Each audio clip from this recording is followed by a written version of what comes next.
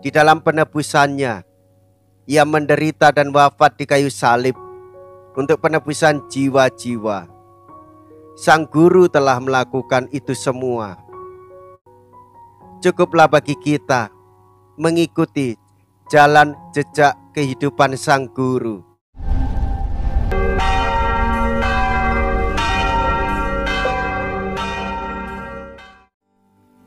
Saudara-saudariku yang terkasih, hari ini Sabtu 15 Juli 2023.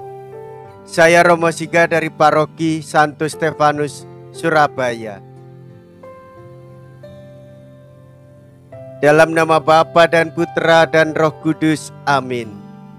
Gereja merayakan peringatan wajib Santo Bonaventura, seorang uskup dan pujangga gereja. Saudara-saudari, tidak banyak orang yang tabah dan berani memperkembangkan bakat-bakatnya semaksimal mungkin. Demikianlah jasa Sang Firanza. Ia lahir di dekat Viterbo tahun 1218. Sebagai anak yang sakit-sakitan, ia pernah disembuhkan oleh Santo Fransiskus Assisi. Setelah menyelesaikan studi filsafatnya, ia masuk Ordo Fransiskan dengan nama Bonaventura pada usia 25 tahun.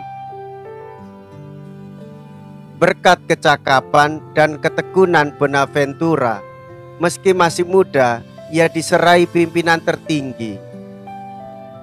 Gagasan-gagasannya yang diresapi semangat Injil ditulisnya dalam buku rohani. Sekalipun begitu berat, namun wataknya tetap lemah lembut.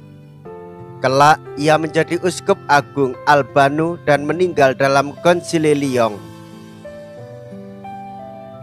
Masa hidupnya antara 1257 dan tahun 1274.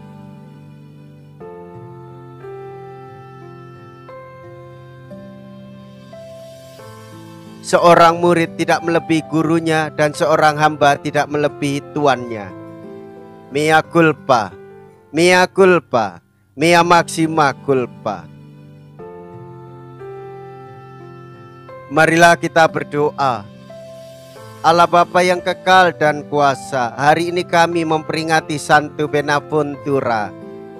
Semoga hati budi kami diterangi pengetahuan Santo Bonaventura yang cemerlang dan hati kami dikabarkan oleh cinta kasih-Nya. Dengan pengantaraan Tuhan kami Yesus Kristus Putra-Mu yang hidup dan berkuasa bersama dengan Dikau dalam persatuan Roh Kudus, Allah sepanjang segala masa. Amin. Tuhan bersamamu dan bersama roh-Mu. Inilah Injil suci menurut Matius. Dimuliakanlah Tuhan. Matius bab 10 ayat 24 sampai dengan ayat 33.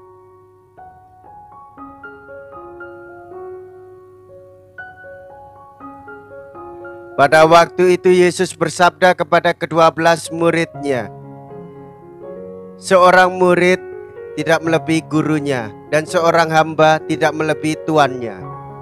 Cukuplah bagi seorang murid jika ia menjadi sama seperti gurunya, dan bagi seorang hamba jika ia menjadi sama seperti tuannya. Jika tuan rumah disebut Beelzebul, apalagi seisi rumahnya. Jadi janganlah kalian takut kepada mereka yang memusuhimu, karena tiada sesuatu pun yang tertutup yang takkan dibuka, dan tiada sesuatu pun yang tersembunyi yang takkan diketahui. Apa yang kukatakan kepadamu dalam gelap, katakanlah dalam terang, dan apa yang dibisikkan ke telingamu, beritakanlah dari atas atap rumah. Dan janganlah kalian takut kepada mereka yang dapat membunuh tubuh, tetapi yang tidak berkuasa membunuh jiwa. Tetapi takutilah Dia yang berkuasa membinasakan baik jiwa maupun tubuh di dalam neraka. Burung pipit dijual seduit 2 ekor. Bukankah demikian? Namun tak seorang pun akan jatuh tanpa kehendak Bapamu. Dan kalian rambut kepalamu pun semuanya telah terhitung. Sebab itu janganlah kalian takut, karena kalian lebih berharga daripada banyak burung pipit. Barang siapa mengakui aku di depan manusia, dia akan kuakui juga di depan Bapa-Ku yang di surga. Tetapi barang siapa menyangkal aku di depan manusia, dia akan kusangkal di hadapan Bapa-Ku yang di surga. Demikianlah sabda Tuhan. Terpujilah Kristus. Saudara-saudariku yang terkasih, kita telah mengetahui bahwa Yesus Kristus, Allah yang menjadi manusia, yang menjadi hamba, yang melayani dengan cara mengorbankan diri. Bahkan di dalam penebusannya, ia menderita dan wafat di kayu salib untuk penebusan jiwa-jiwa. Sang Guru telah melakukan itu semua. Saudara-saudariku yang terkasih, kita ini murid-muridnya. Cukuplah bagi kita mengikuti jalan jejak kehidupan Sang Guru. Namun ketahuilah, saudara-saudariku yang terkasih, bahwa kita ini sebagai manusia sungguh berharga di hadapan Allah. Yesus Kristus, Allah yang menjadi manusia, sungguh mengasihi kita semua. Ia merelakan diri hingga hadir di tengah dunia, hidup bersama kita semua, dan tinggal di dalam hati kita masing-masing.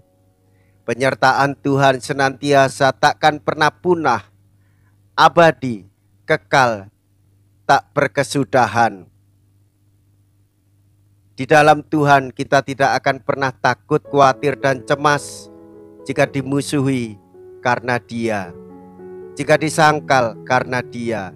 Tetaplah terus melayani sebagai hamba-hamba Tuhan dengan berani mengorbankan diri, mengedepankan kehidupan bersama untuk kesejahteraan kita bersama, menghadirkan kerajaan surga, yaitu memberikan diri berbagi makanan, memberikan diri berbagi minuman.